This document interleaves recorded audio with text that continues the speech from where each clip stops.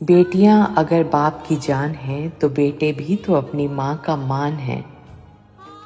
जब बात माँ का हाथ बटाने की हो, निस्वार्थ उस पर प्यार लुटाने की हो, माँ के आंसू पोंछने की हो, माँ को गले लगाने की हो, बेटे भी बेटियों से कतई कम नहीं।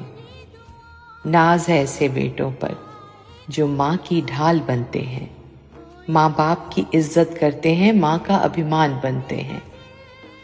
मैं बहुत बार ये सोचती हूँ कि बेटी बोल कर प्यार जताए, विद प्राइड डैडीज गर्ल कहलाए तो सब अच्छा, लेकिन बेटा माँ बाप का मान बढ़ाए, मामाज बॉय कहलाए तो फिर वो गलत कैसे?